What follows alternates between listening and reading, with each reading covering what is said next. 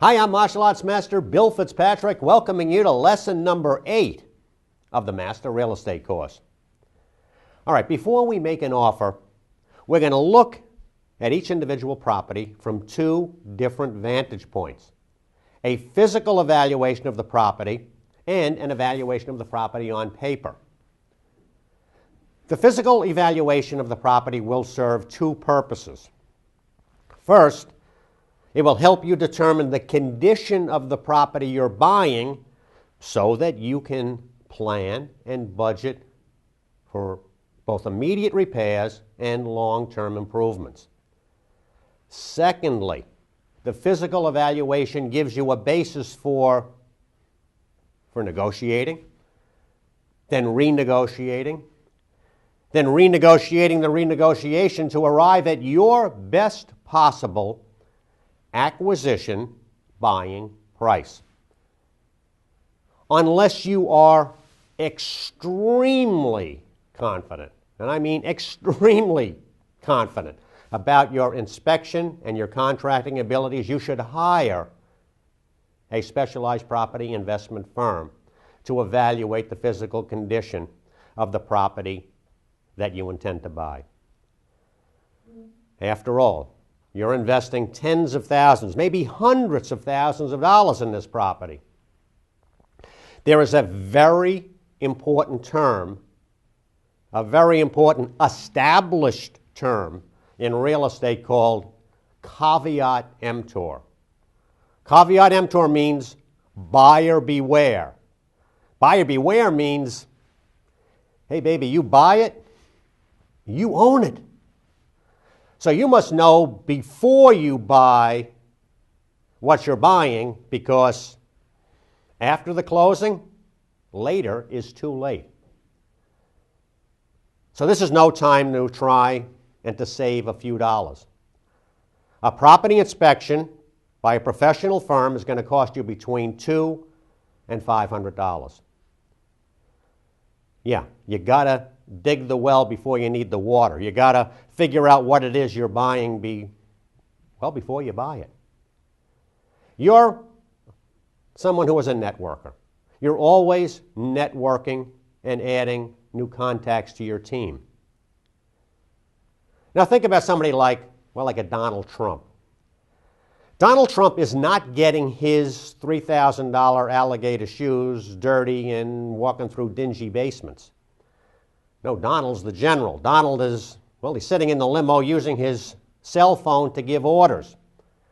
Believe me, that Donald has an extensive team of advisors.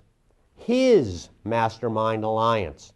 That's what you need. You need people who are out there. You have questions, giving you the right answers. After reading the inspection report, if there are any real or potential problem spots, such as, could be anything. Could be an old heating system, inadequate wiring, poor insulation.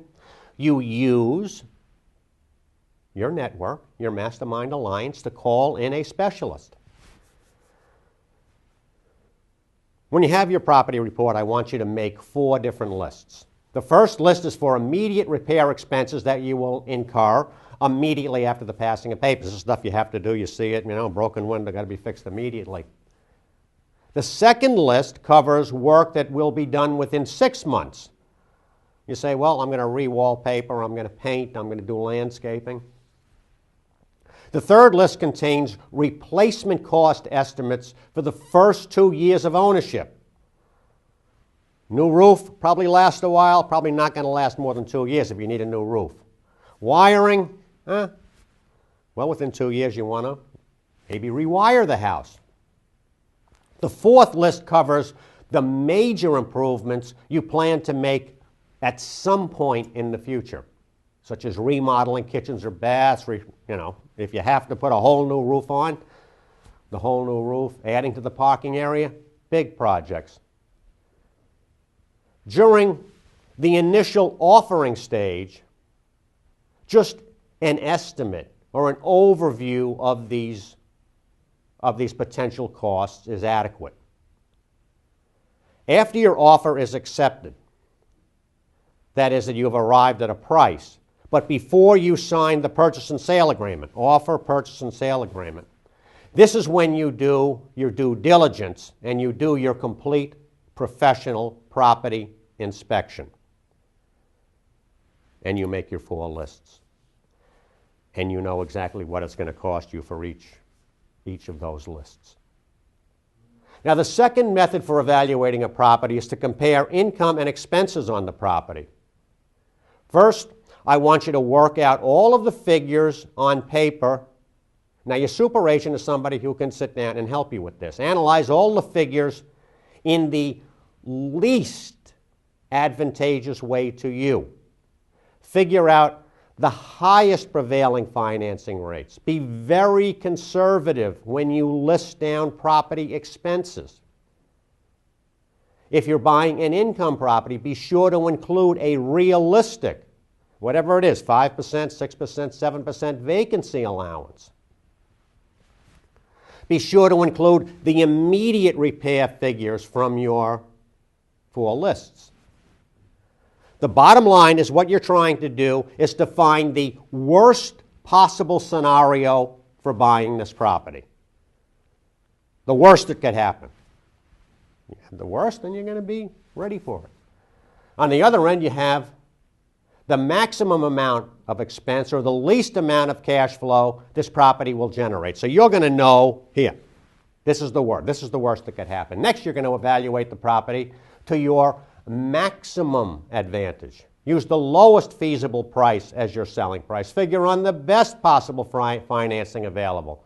Figure the highest income. Figure the lowest expenses. On this other extreme, you're going to find the least amount this property will cost you each month and the most amount of potential cash flow. This is the worst, this is the best. Obviously, you're going to be working towards the best. But now, as you're still looking at the property, you have a range of values to determine if this property is right for your acquisition, given all possible buying options. You looked at the worst, you looked at the best, okay, you're probably going to be somewhere in the middle. All right, our next story.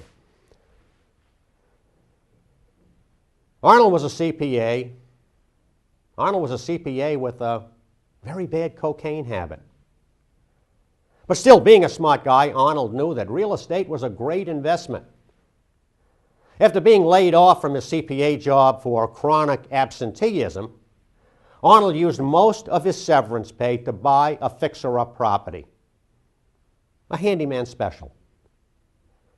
As his guide, Arnold had the Time Life series of home improvement books he bought late one night, probably sleepless night.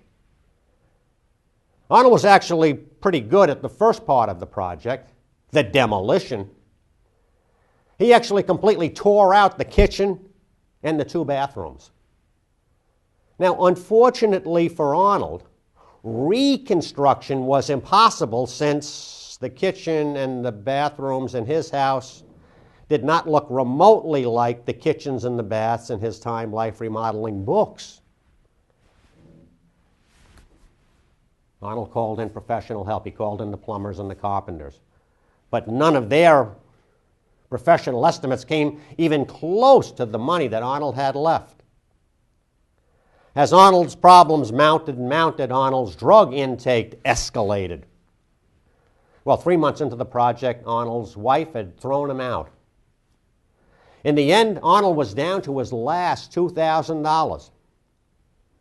He gave $1,000 to his wife, and he packed his car. Arnold called a real estate agent who arranged a meeting with me. Arnold had a $100,000 mortgage, and he didn't want any money. He just wanted this property off his name. At this point, all he wanted was to get in that car, drive away with his $1,000 as soon as possible. Now, hearing Arnold's story at this point really didn't seem very realistic to me. But I took the keys to the house, went and looked at the property, and I was back in the office in 20 minutes. You see, I was an expert on value in the very small specific investment area where that house was located. I looked at that house and I knew right away that this house rehab would be worth between $160,000 and $180,000. Now, personally, I don't like handyman specials because, well, as you also know, I admit it, I'm not handy. But there seemed to me to be enough potential profit to make this deal work. Here's our lesson. Never be greedy, and in a deal, think of the other parties and make sure everybody gets a taste, gets something. If I just paid off Arnold's mortgage, Arnold would get nothing. Frank, the agent who called me, would get nothing. Yeah, Arnold might go along with this deal now and then come out of his drug coma at night and then tomorrow come in and say, no, I'm not doing that deal. No, call him up, forget it. Now, it was better for me to make a fair deal in the beginning and get the deal done on paper, get the deal done fast. I wrote an offer to purchase for that property for $110,000, with Arnold agreeing to pay Frank, the real estate agent, a commission of $2,000. Now, on the offer and on the purchase and sale agreement, I listed my name as the buyer, but also included, quote, or my nominee, or my nominee. You see, I had a plan. My plan was to make money without ever actually owning this property. I would sell the deal, the paper, to the right buyer of this property, to one of my many contractor friends that I knew from my Mastermind Alliance and from my working knowledge every day in my small specific investment area. My first call, and the only call I had to make, was to Kevin, a young architect. I told Kevin the price for the deal was $135,000. Now, this was a great deal, as I said, for the neighborhood. Fixed up, these houses are $160,000, $180,000. Well, Kevin was all excited, but he said, maybe, Bill, I can get a few $1,000s together for the closing costs, but I don't have the money for the down payment. I said I would lend him the $10,000 down payment. At the closing, hey, it was great. Arnold was like a new man. He was clean, shaved, dressed in a suit. He almost looked like a CPA again. He was happy. He was happy that he had an extra few $1,000s in his pocket. True or not, he said he was mulling some new job offers. Kevin was off the charts excited about his new project. And me, I was pretty happy too. For a $10,000 investment, I had a $35,000 second mortgage on the house. Now, the term for that second mortgage was for 6 years at 12% interest rate. 6 years, 12%. Well, that was fair for that day. Over the term of that loan, over that 6 years, Kevin repaid me $70,000. Years later, Kevin got divorced, but his wife and his children are still to this day living in that house. And today, that house that Arnold destroyed is worth $450,000. From my perspective, looking at this house, looking at where was the money? As Donald Trump would say, the money was in the deal. I was thinking, how could I solve this problem and make this deal work for me and for everybody else? When you're a knowledgeable investor, you find solutions to problems. And in those solutions, hey, come on, you find profit for yourself. How was I able to do this? It began with my dealing only in a small specific investment area and being the expert on value in that area. As I said, I went in 10 minutes, 20 minutes later, I was back. I knew just how I was going to structure this deal. Being an active investor, I had the network, my Mastermind Alliance of contacts who could maximize the value of this property. I couldn't. I'm not handed, but these people could. Again, what are we learning over and over again as masters of success? Winners win because winners are in the game.